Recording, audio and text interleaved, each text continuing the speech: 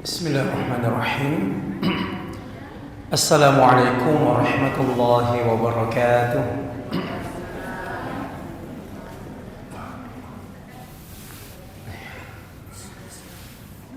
Alhamdulillahi rabbil alamin.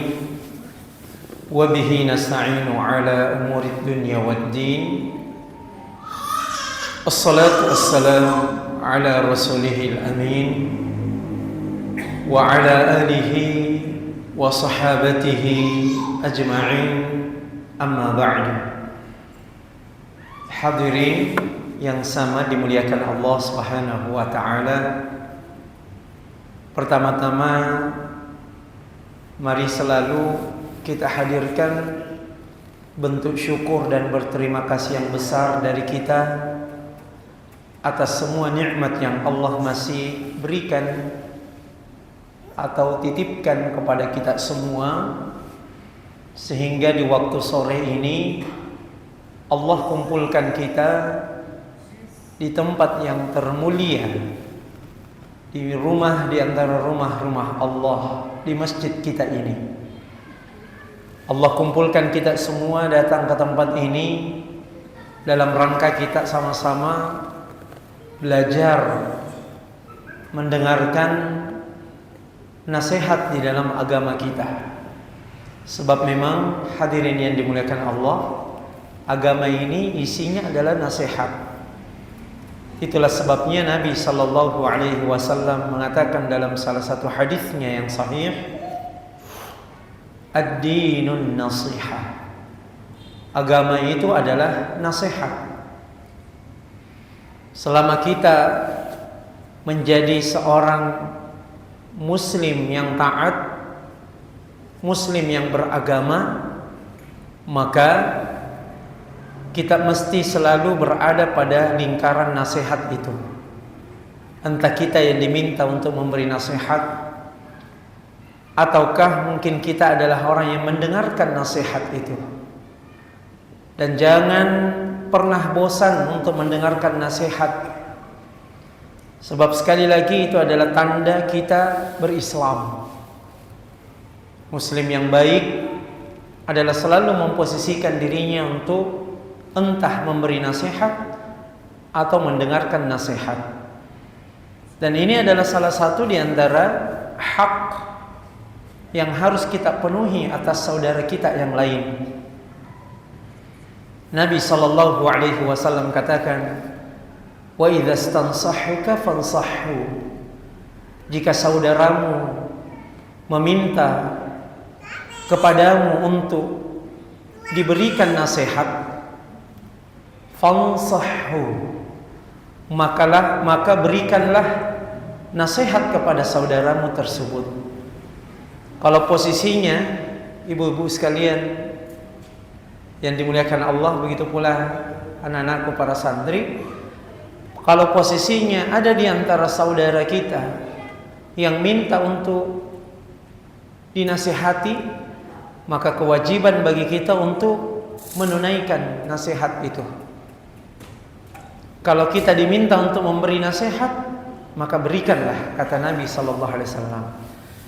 Maka bersyukurlah kepada Allah kalau ternyata kita masih meluangkan waktu dari segenap rutinitas kerjaan kita masing-masing untuk mau mendapatkan nasihat yang terkait dalam urusan agama kita. Itu tanda di antara tanda-tanda aktifnya iman di dalam diri kita.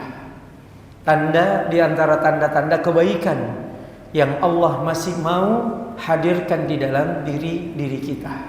Sebaliknya, ketika kita sudah tidak lagi senang sehingga tidak lagi memiliki waktu untuk mendapatkan nasihat, itu adalah tanda kemunduran pada diri kita. Tanda tidak baik ada pada diri kita.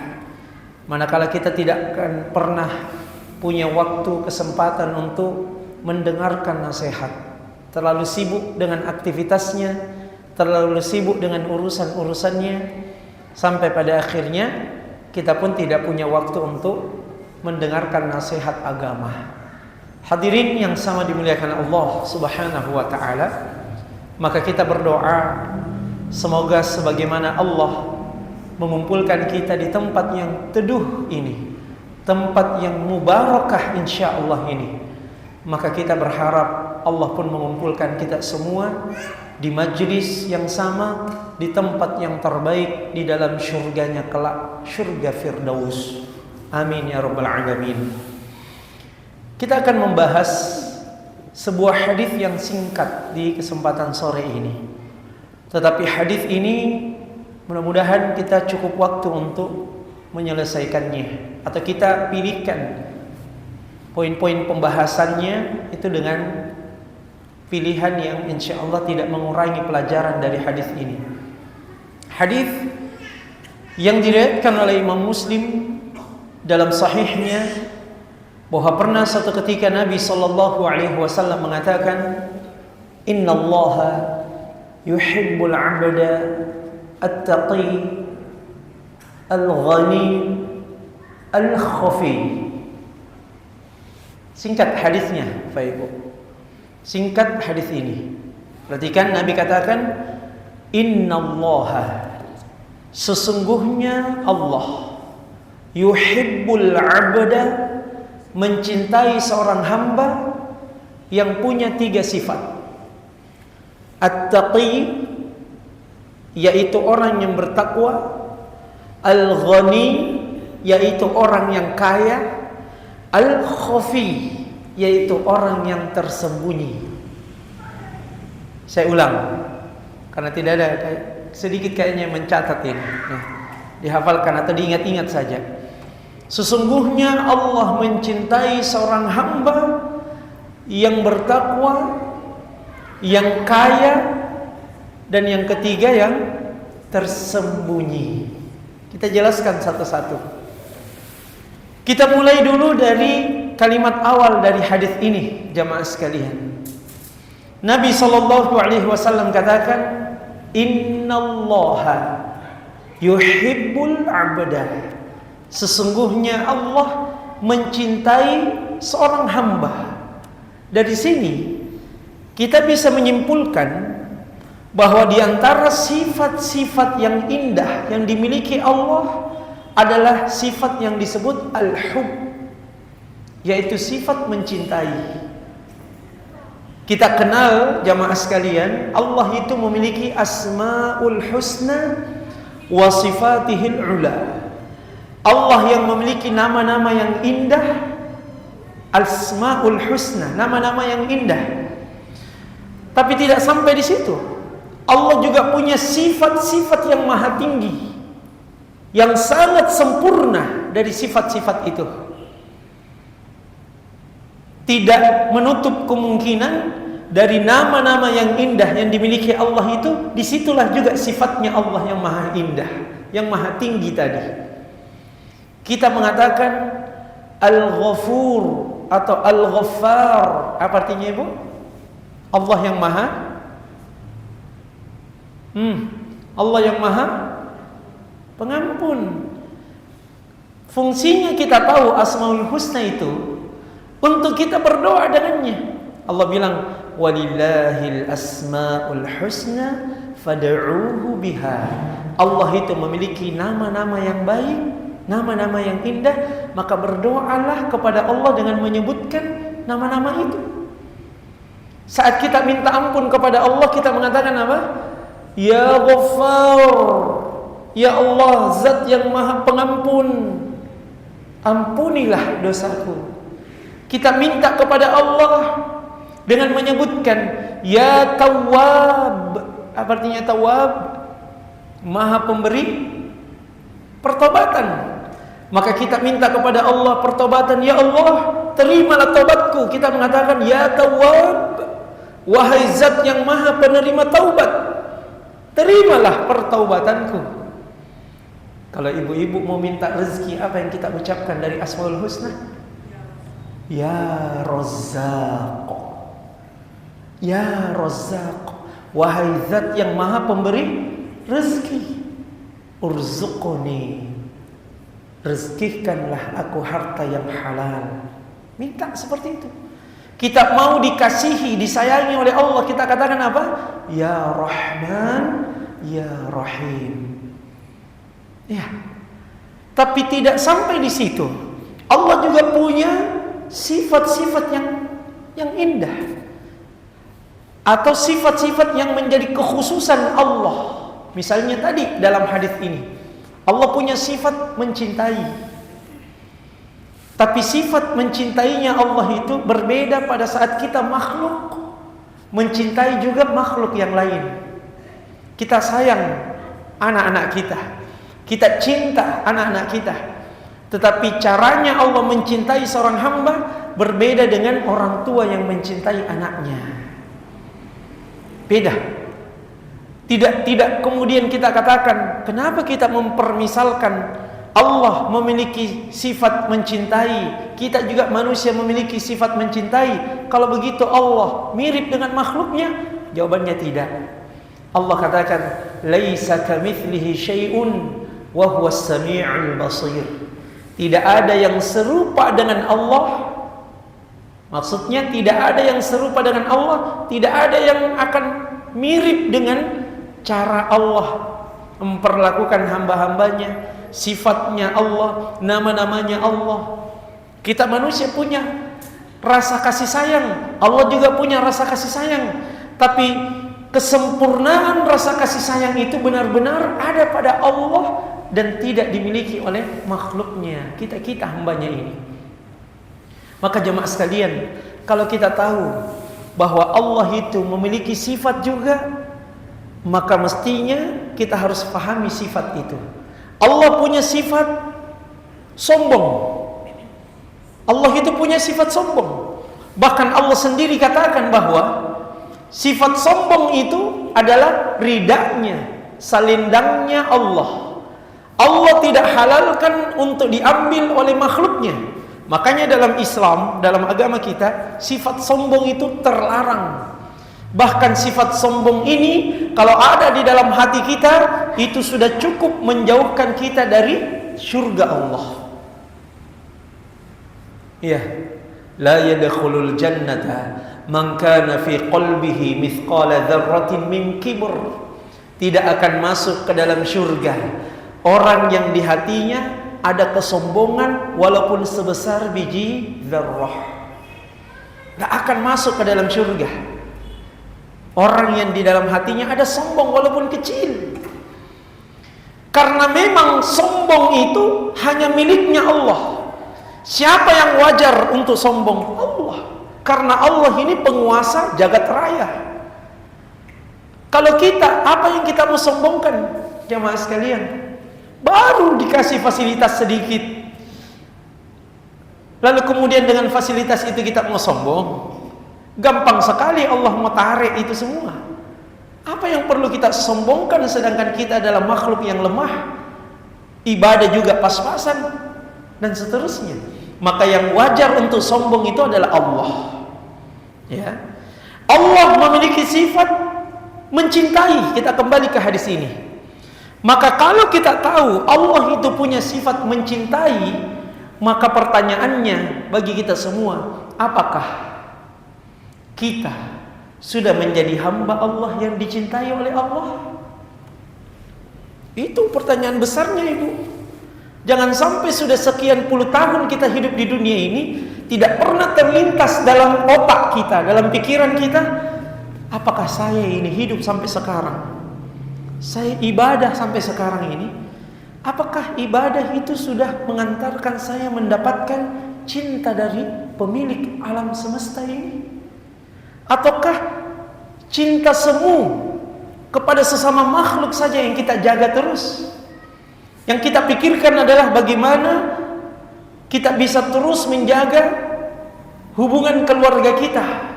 Suami istri ini terus dijaga, itu saja. Apakah sependek itu? Sependek itu cita-cita kita hidup di dunia? Padahal masih ada kehidupan yang jauh lebih panjang fasenya, jauh lebih perlu untuk kita pikirkan bersama, yaitu fase saat kita sudah wafat, kemudian kita akan dibangkitkan nanti pada kehidupan berikutnya di akhirat. Para ulama kita katakan, tidak penting klaim kita mencintai Allah, tidak penting itu. Yang terpenting adalah bagaimana kita mendapatkan cinta dari Allah. Itu proyek besar, jamaah sekalian. Ibu-ibu di sini, inilah yang menjadi tujuan besarnya kita. Kehidupan kita, kita dapat nilai ibadah dalam lingkup keluarga kita. Kita menikah dengan suami kita, kita dapat keturunan dari suami kita. Dari situ, apakah kemudian kita mendapatkan akses untuk mendapatkan cinta dari Allah atau tidak? Ataukah bisa jadi ternyata keluarga kita ini mengeluarkan kita dari jalan yang lurus menuju cinta kepada Allah? Ini bahaya, Bapak Ibu jamaah sekalian. Banyak itu anak-anak yang tidak tahu mesti bagaimana di dalam menjalani proses hari-harinya. Pendidikan dari orang tuanya juga minim. Seakan-akan kita orang tua itu kalau sudah disekolahkan, itu sudah menjadi tugas dan tanggung jawab, habis itu selesai. Jawabannya tidak. Bagaimana caranya supaya anak itu menjadi soleh, agar kemudian doa kedua orang tua itu memang berfungsi, tertuju kepada kita. Coba perhatikan Bapak Ibu jamaah sekalian, kita membaca atau mengetahui doa kedua orang tua. Rabbighfirli wali walidayya warhamhuma, apa lagi? Kama rabbayani shaghira. Ya Allah, ampunilah dosaku, wali walidayya, dan dosa kedua orang tuaku, warhamhuma, dan berikanlah rahmatmu kepada keduanya, kama rabbayani shaghira, sebagaimana keduanya telah mendidikku sejak kecil. Nah, pertanyaannya sekarang, apakah kita sudah mendidik anak-anak kita? Sehingga kalau anak kita mengucapkan doa ini sudah cocok, memang sudah klop dengan apa yang kita lakukan untuk anak-anak kita. Ataukah jangan-jangan anak kita hafal Al-Fatihah itu dari guru TK-nya? Parah ini. Kalau sampai Al-Fatihah saja yang dia akan baca ulang-ulang terus sampai dewasa, sampai dia matinya nanti, ternyata anak kita hafal Al-Fatihah itu dari guru TK-nya nih. Apa kontribusi pendidikan yang kita berikan untuk anak kita, Ibu? Asik saja menjadi penonton dari setiap isu-isu berita yang terjadi di medsos, ya. Nah, ini perlu untuk kemudian kita fikirkan dan kembalikan fitrahnya baik-baik. Nah, sehingga kalau Nabi menginformasikan dalam hadis ini, innallaha yuhibbul abda, sesungguhnya Allah mencintai seorang hamba, berarti dari kita-kita ini ada hamba-hamba di kalangan manusia ini yang dicintai oleh Allah, yang mendapatkan rahmat dari Allah, cinta dari Allah. Ya. Nah, orang kalau sudah mencintai, ya, kita kalau mencintai seseorang, apa yang kita lakukan? Banyak sekali. Setiap kebutuhannya kita berusaha untuk penuhi. Setiap permintaannya kita akan penuhi. Bayangkan kalau Allah mencintai seorang hamba. Hamba itu berdoa, apakah kemudian Allah akan tolak doanya orang yang dicintainya? Logika bersih kita pasti mengatakan tidak mungkin. Kalau Allah sedang mencintai seorang hamba, hamba itu meminta kepada Allah, karena hamba itu adalah orang yang dicintai oleh Allah, pasti Allah akan kabulkan. Ketika seorang hamba yang mendapatkan cinta dari Allah ini berada dalam kondisi yang terdesak, berada dalam kondisi darurat, apakah Allah akan membiarkan orang yang dicintainya mengalami permasalahan dalam kehidupannya? Apakah dibiarkan begitu saja? Jawabannya tidak.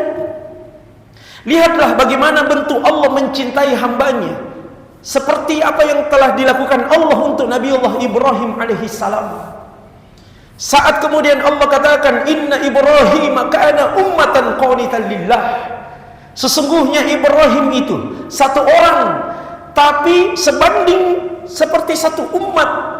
Apa maksudnya? Di antara penafsirannya, saat itu satu-satunya manusia yang mentauhidkan Allah, satu-satunya manusia yang menyembah hanya kepada Allah dan tidak melakukan syirik kepada Allah, hanyalah Nabi Ibrahim alaihissalam. Bapaknya saja Nabi Ibrahim itu pembuat patung.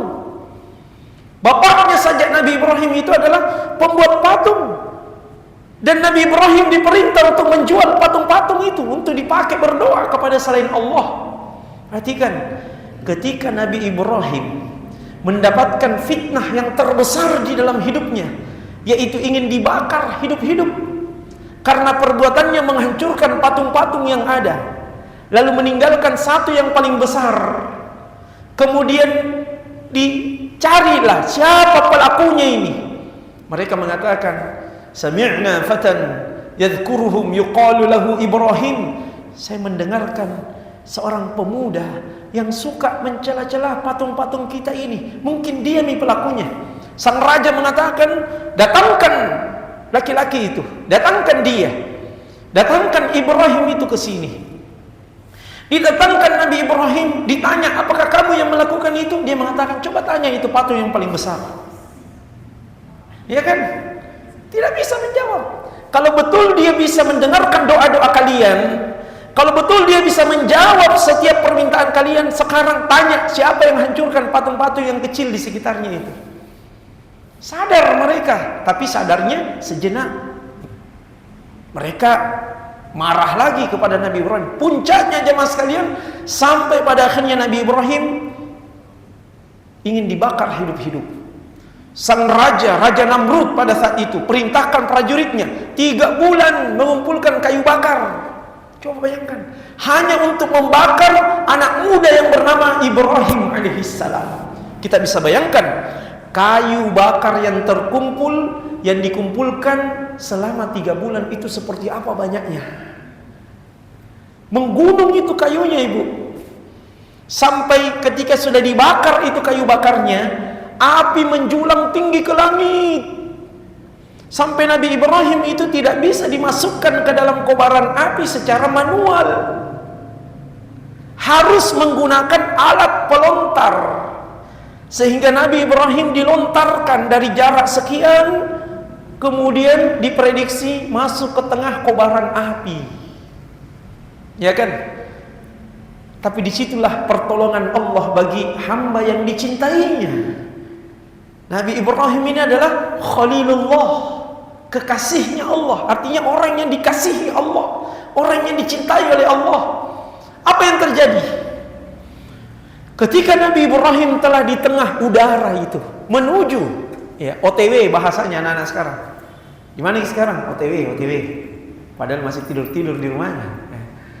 Sudah OTW menuju api. Ini OTW-nya bukan pergi di Car Free Day, bukan. OTW-nya ini pergi di mana? Api. Dibakar hidup-hidup. Turun malaikat Jibril atas perintah dari Allah. Malaikat Jibril bilang, ya Ibrahim, alaka hajah? Wahai Ibrahim, apakah kamu butuh bantuan? Ibu, kalau kita ada pada posisinya Nabi Ibrahim ini, apa jawaban kak ketika didatangi malaikat Jibril? Apa jawaban kita? Pasti kan? Kita butuh bantuan kan? Tapi bagi Ibrahim, apa jawabannya? Bantuan darimu wahai Jibril, saya tidak butuh. Tapi kepada Allah, dialah yang lebih mengetahui kondisi sekarang yang saya alami. Kemudian Nabi Ibrahim mengatakan, hasbiyallahu wa ni'mal wakil. Hasbiyallahu wa ni'mal wakil. Kalau ada orang zalimi ki, ada orang fitnah ki, baca saja ini kalimat hasbiyallahu wa ni'mal wakil. Tidak usah dibuat status tandingan. Tidak usah direspon dongok-dongoknya itu orang ya ke kita. Kalau kita respon berarti sama-sama jadi orang dongok. Ya. Keburukan dibalas dengan keburukan. Apa bedanya kita dengan dia yang mencela, yang memfitnah, yang menggibah itu? Kan begitu. Maka kita cukup orang bilangi kita begini, hasbiyallahu wa ni'mal wakil. Orang bilangi kita begini, hasbiyallah. Biar urusannya dia dengan Allah. Ya. Jangan kita bodoh-bodohi diri kita juga dengan memperkeruh suasana. Kita juga dapat dosa dari pertikaian itu. Ya. Nah, apa yang terjadi jamaah sekalian? Karena hamba ini langsung minta pertolongan kepada Allah, dan hamba ini adalah kekasih Allah, Allah tolong dia di dalam kondisi daruratnya. Qulna ya naru kuni bardan wa salaman ala Ibrahim. Kami katakan kepada api. Siapa yang bilang ini? Allah. Allah yang firmankan api itu, wahai api, kuni bardan, jadilah menjadi sesuatu yang dingin, wasalaman ala Ibrahim, dan sebagai penyelamat bagi Ibrahim. Turun Nabi Ibrahim di situ. Jatuh Nabi Ibrahim di dalam kobaran api. Manusia sudah menganggap habis, jadi debu, sudah tulang belulangnya Nabi Ibrahim di situ. Tapi apa yang terjadi? Nabi Ibrahim nyaman di dalam kobaran api yang sangat dahsyat itu, atas pertolongan dari Allah Subhanahu wa taala. Perhatikan Ibu, kata para ulama kita, Allah bisa saja memerintahkan langit untuk menurunkan hujan deras agar padam api ini. Bisa tidak itu? Bisa sekali. Allah bisa saja perintahkan angin untuk memporak-porandakan tumpukan kayu bakar yang menghasilkan api yang menggunung itu. Allah perintahkan angin topan untuk menghancurkan semuanya. Bisa. Tapi Allah tidak lakukan itu. Kenapa? Karena Nabi Ibrahim meminta pertolongan langsung kepada Allah, bukan lewat perantaraan malaikat Jibril alaihissalam. Maka Allah pun dengan caranya menolong hambanya langsung tanpa perantaraan makhluknya. Itulah hasil orang yang mendapatkan kasih, sayang dan cinta dari Allah. Nah, pertanyaannya, anak-anakku sekalian, adik-adikku sekalian, para santri, kita juga ibu-ibu di sini.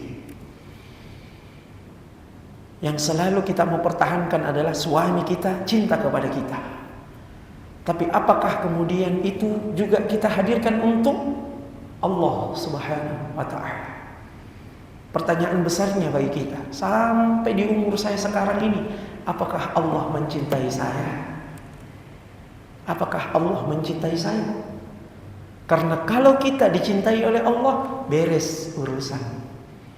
Sebaliknya, kalau kita tidak dapat cinta dari Allah, berat. Perjalanan kehidupan kita ini akan mendapatkan begitu banyak sandungan-sandungan. Bahkan kehidupan akhiratnya kita akan berada dalam kondisi yang mengkhawatirkan. Nah, ini bagian yang pertama.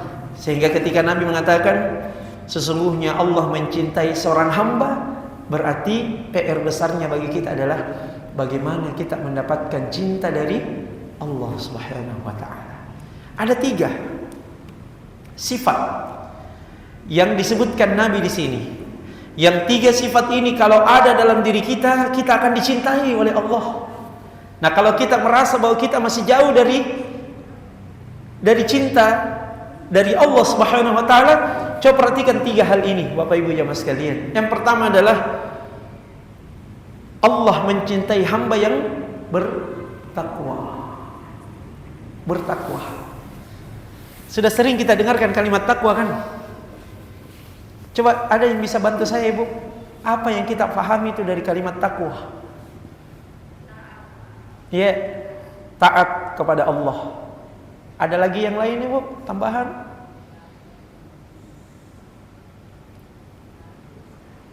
Ya. Kasih besar lagi surat, tadi bisi-bisi.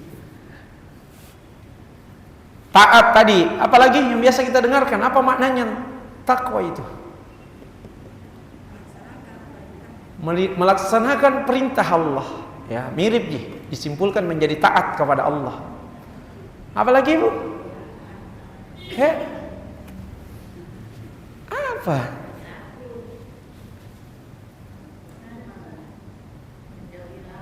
Menjauhi larangan Allah. Umar bin Khattab, perhatikan. Ya. Umar bin Khattab pernah bertanya kepada seorang sahabat yang bernama Ubay bin Ka'ab. Sahabat Nabi nih, Ubay bin Ka'ab. Apakah yang dimaksud dengan takwa itu? Maka Ubay bin Ka'ab radhiyallahu ta'ala anhu mengatakan begini, wahai Umar, takwa itu adalah sama seperti Anda ingin berjalan di satu jalan, kemudian di jalan itu ada duri-duri. Maka apa yang Anda lakukan saat ingin jalan di satu jalanan yang ada durinya? Kalau saya tanya Ki dengan kalimat itu, apa jawaban tak Ibu? Kalau kita mau pulang di rumah, jalanan yang kita lewati itu ada duri-durinya. Durinya dipindahkan baru kita lewat. Weh, rajin tak itu? Menghindari. Oke, maka Umar menjawab ketika ditanya oleh Ubay bin Ka'ab, wahai Ubay, kalau saya jalan di tempat yang banyak durinya, saya akan berhati-hati untuk tidak menginjak duri. Ya. Maka Ubay bin Ka'ab mengatakan, begitulah takwa. Itulah nilai takwa yang sebenarnya. Adalah ketika kita hidup di dunia, kemudian kita jadikan prinsip takwa itu sebagai alat untuk berhati-hati menjalani kehidupan. Orang yang bertakwa itu Bapak Ibu tidak sembarang dia mau pasang status. Kalau dia bertakwa tidak sembarang dia bicarai orang.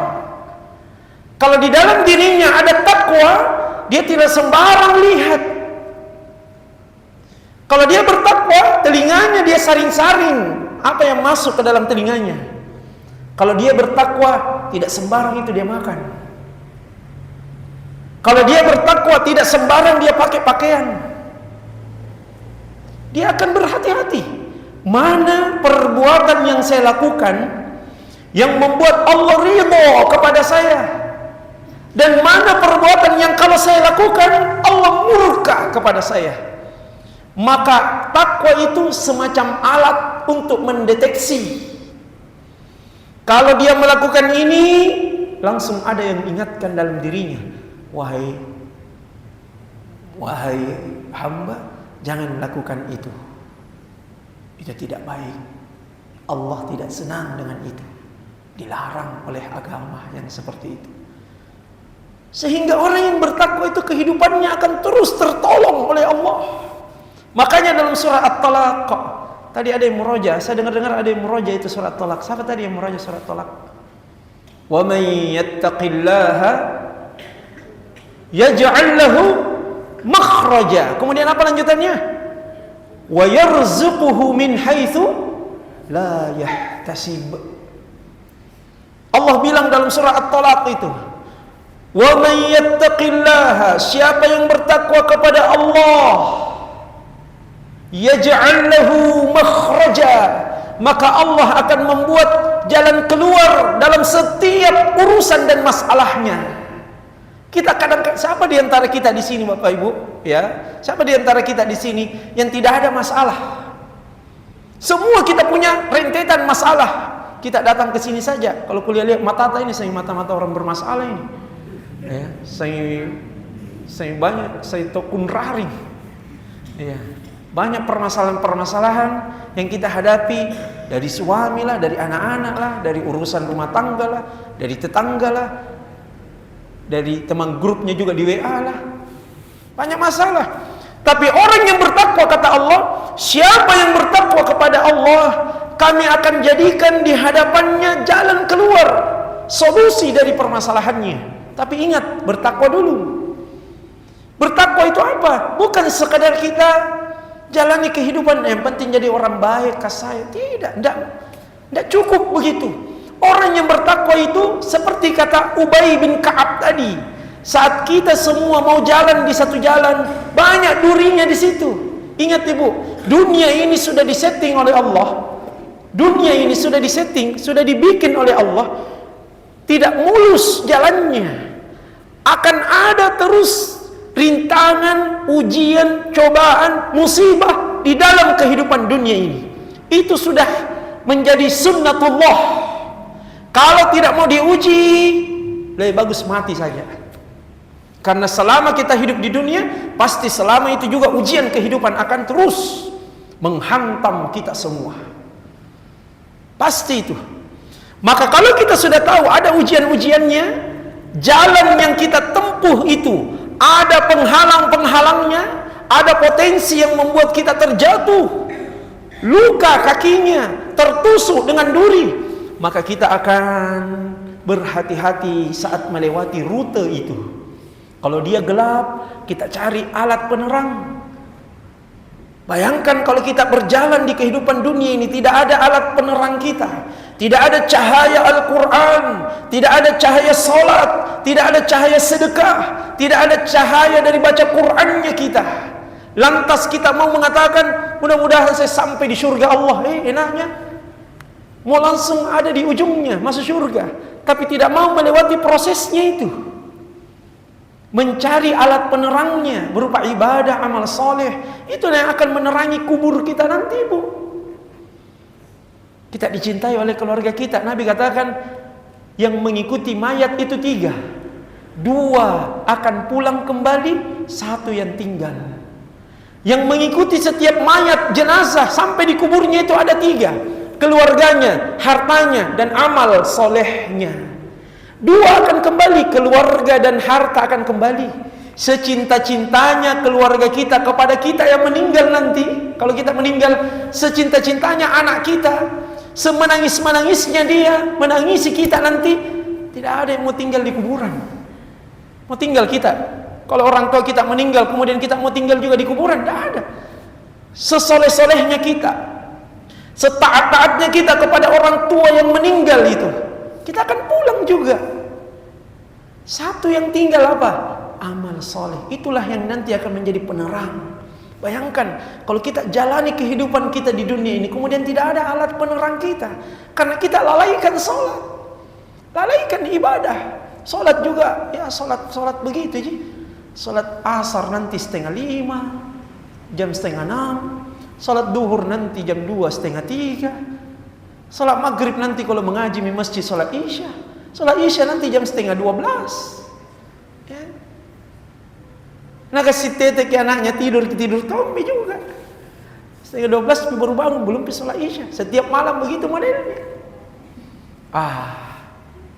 Maka jemaah sekalian, wajar ketika Allah memberikan solusi dari setiap permasalahan orang yang bertakwa itu. Kemudian tidak sampai di situ. Tadi Allah katakan, wa yarzuquhu min haitsu la yahtasib. Allah akan berikan rezeki kepada dia dari arah yang tidak dia sangka-sangka. Dari arah yang tidak dia sangka-sangka. Dan ingat, rezeki itu, Ibu, jangan selalu kita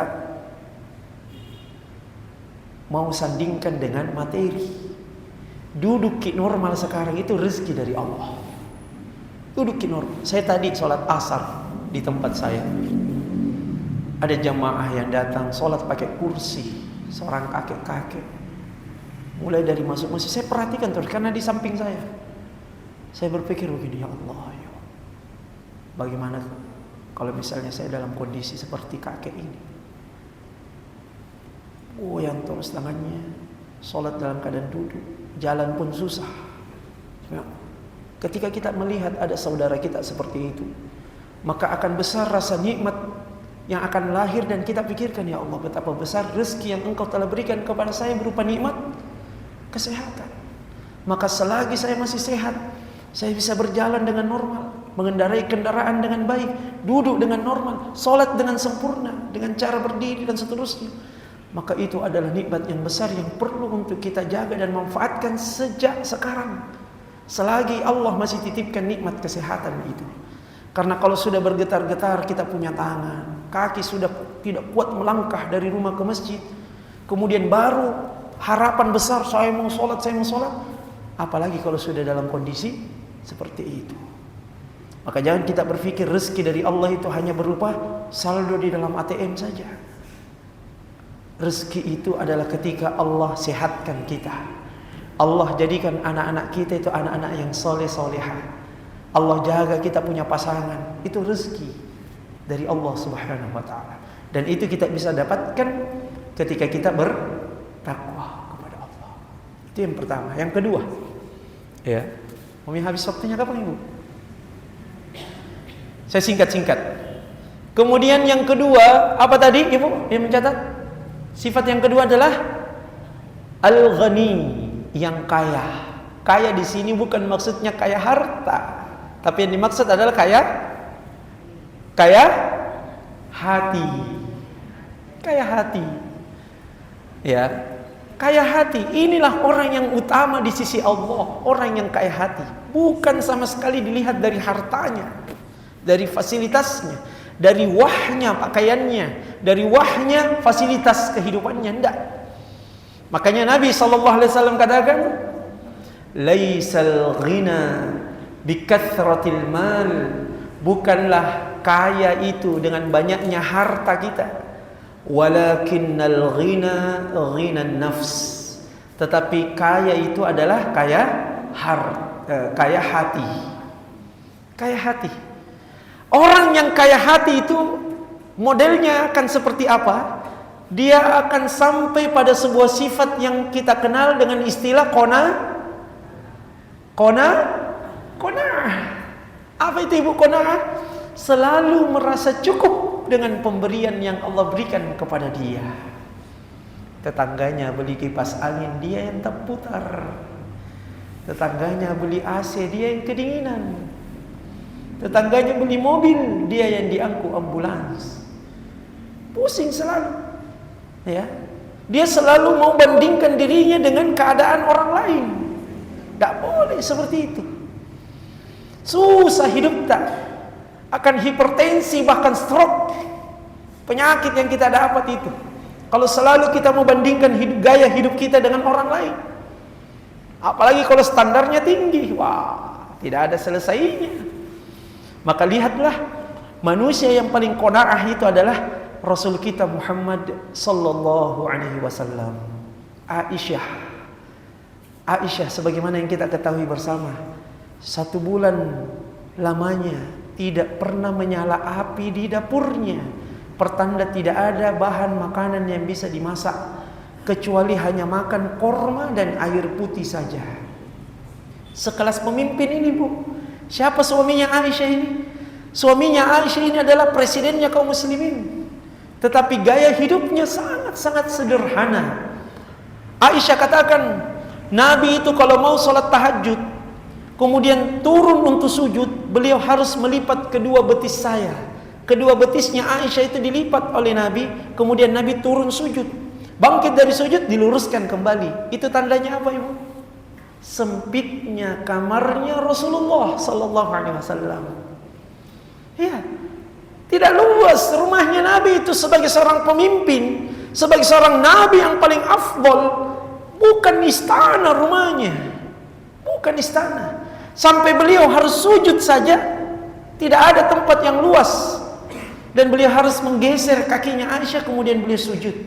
Saking sempitnya kamarnya dengan Aisyah radhiyallahu taala. Umar pernah masuk ke dalam rumahnya Nabi bertamu. Kemudian Umar menangis, Ibu. Menangis spontan melihat isi rumahnya Rasulullah. Umar katakan kepada Nabi sallallahu alaihi wasallam, "Wahai Rasulullah, kami sahabat-sahabatmu ini bisa memberikan fasilitas sebagaimana Raja Persia dan Raja Romawi mendapatkan fasilitas.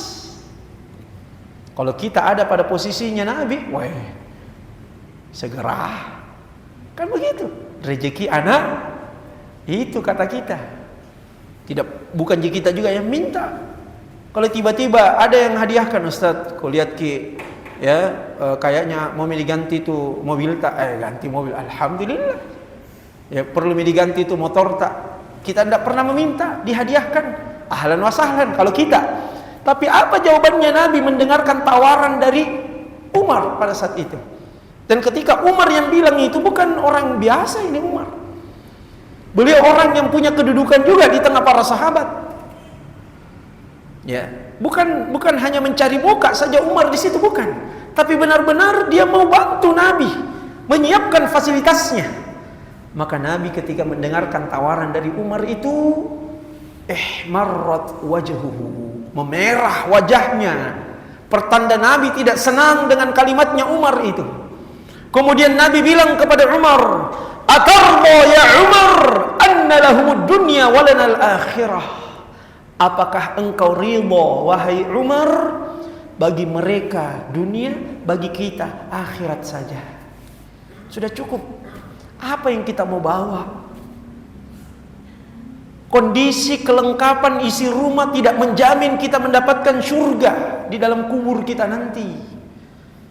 Banyaknya fasilitas yang mendukung kehidupan kita di rumah itu, kelengkapannya, alat masaknya lengkap, alat menjamu tamunya lengkap, tempat tidurnya mewah dan seterusnya, itu tidak menjamin kemudian Allah memberikan cahaya di dalam kubur kita. Maka jangan kemudian habis potensi yang kita lakukan untuk mengejar itu semua, padahal ada yang lebih penting, yaitu mempersiapkan amal soleh untuk kehidupan akhirat. Jangan tertipu, ibu. Itu dilakukan Nabi Sallallahu Alaihi Wasallam. Istri-istri Nabi itu pernah bersepakat protes kepada Nabi Sallallahu Alaihi Wasallam, ingin minta tambahan nafkah bulanan. Terjadi itu, terjadi. Mereka sepakat ingin meminta tambahan nafkah bulanan kepada suaminya. Akhirnya Rasulullah Sallallahu Alaihi Wasallam pernah menegur mereka dengan cara meninggalkan selama 1 bulan. Tidak ada yang diajak. Rasulullah berpisah dari mereka selama 1 bulan sebagai bentuk teguran. Kemudian turunlah firman Allah Subhanahu wa taala kepada Nabi untuk disampaikan kepada istrinya. Qul li azwajika ya ayyuhan nabiyyu, dalam surah Al-Ahzab Allah katakan, ya ayyuhan nabiyyu qul li azwajika in kuntunna turidna al-hayata ad-dunya wa zinataha fata'alayna umatti'kunna wa usarrihkunna sarahan jamila. Wahai Nabi, katakan kepada istri-istrimu, kalau kalian menghendaki kehidupan dunia dan perhiasan kehidupan dunia, kemarilah, saya akan berikan yang kalian inginkan, tapi setelah itu kita berpisah dengan cara yang baik. Wa in kuntunna turidna al-hayata ad-dunya wal akhirah, tapi kalau kalian menginginkan kehidupan dunia dan kehidupan akhirat, fa innallaha a'adda lil muhsanati minkunna ajran azima, maka sesungguhnya Allah mempersiapkan bagi wanita-wanita yang baik pahala yang besar berupa surga dari Allah. Semenjak turunnya ayat ini, tidak ada lagi istri-istri Nabi yang protes dan memaksa Nabi meminta di luar dari yang bisa diberikan oleh Nabi sallallahu alaihi wasallam kepada mereka. Maka mereka qanaah. Maka subhanallah, orang yang kemudian kaya hati itu, ibu-ibu sekalian, orang yang hatinya kaya itu, dia akan selalu menerima pemberian Allah dengan lapang dada. Dengan lapang dada. Dia tidak menoko-noko. Kenapa saya begini? Kenapa saya begini? Dia tidak akan banyak mengeluh. Kehidupannya itu tidak diisi dengan keluhan-keluhan, karena dia tahu setiap apa yang diberikan Allah kepada dia, itulah yang terbaik, itulah pilihan Allah, itulah yang perlu disyukuri. Maka dia berbahagia dengan kondisi hati yang lapang seperti itu. Kemudian yang ketiga, yang terakhir, al-khafi. Apa tadi al-khafi? Yang tersembunyi. Allah itu mencintai hamba yang tersembunyi. Apa maksudnya? Yang tidak suka popularitas, yang tidak suka menunjukkan amal solehnya, yang tidak suka menampak-nampakkan amalnya, yang tidak suka dia posting amalnya, yang tidak suka dia beritakan aktivitas ibadahnya kepada Allah. Dia lebih memilih untuk dikenal di penduduk langit daripada dikenal di penduduk bumi. Orang yang model ketiga ini, dia tidak suka untuk mendapatkan pujian dari manusia, karena dia suka menutup kebaikan-kebaikannya. Dia tidak suka untuk disebarkan kebaikan-kebaikannya sehingga orang pun tahu dirinya. Maka dikisahkan jemaah sekalian, Imam Ahmad bin Hanbal, beliau bisa mengkhatamkan Al-Quran setiap 7 hari. Dan itu tanpa sepengetahuan dari istrinya sendiri.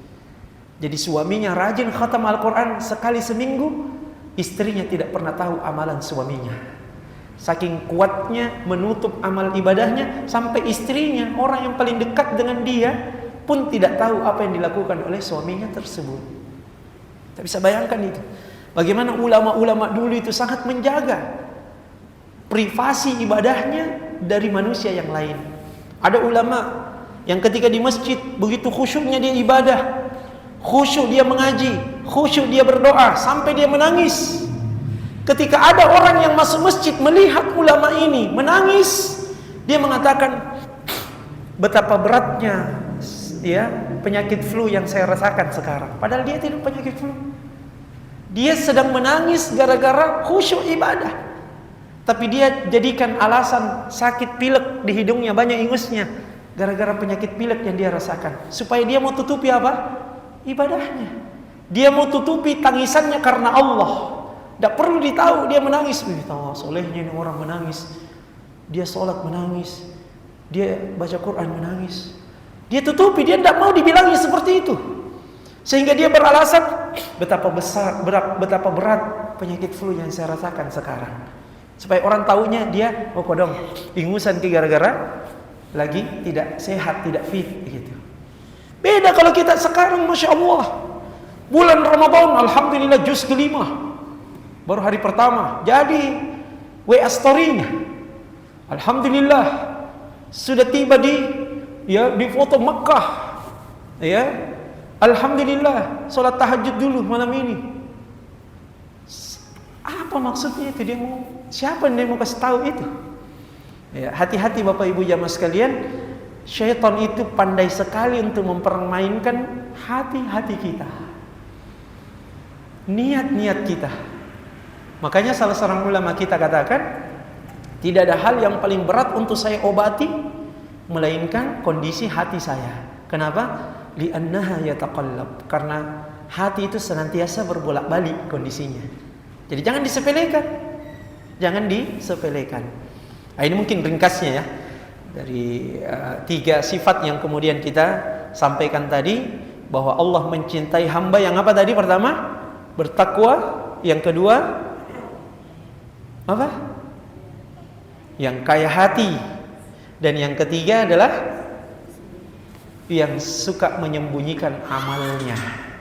Yang suka menyembunyikan amalnya. Wallahu ta'ala a'la wa alam. Ini mungkin jamaah sekalian yang dimuliakan Allah yang bisa kita sharing di kesempatan pengajian kita kali ini. Mudah-mudahan ada manfaatnya. Subhanakallahumma bihamdika asyhadu an la ilaha illa anta astaghfiruka wa atubu ilaik. Wa akhiru da'wana anil hamdulillahi rabbil alamin. Assalamualaikum warahmatullahi wabarakatuh. Waalaikumsalam warahmatullahi wabarakatuh. Ya, demikianlah tadi yang disampaikan oleh Saudara Ihsan Wahid LC-PDI. Semoga apa yang tadi beliau sampaikan dapat kita pahami, kemudian kita sampaikan kepada keluarga kita, kemudian kita amalkan secara bersama-sama. Insyaallah kita ketemu kembali di pengajian bulan kita di bulan depan. Mengucapkan syukur wa jazakallahu khair kepada Ustaz yang telah menyampaikan taujihat pada sore hari ini. Semoga bagi beliau menjadi amal jariah dan kita tadi dapat kita amalkan di dalam kehidupan kita sehari-hari. Kita ucapkan alhamdulillahirabbil alamin dengan baca doa majelis. Subhanallah wa bihamdihi, asyhadu an la ilaha illa anta astaghfiruka wa atubu ilaik. Wassalamualaikum warahmatullahi wabarakatuh. Waalaikumsalam warahmatullahi wabarakatuh.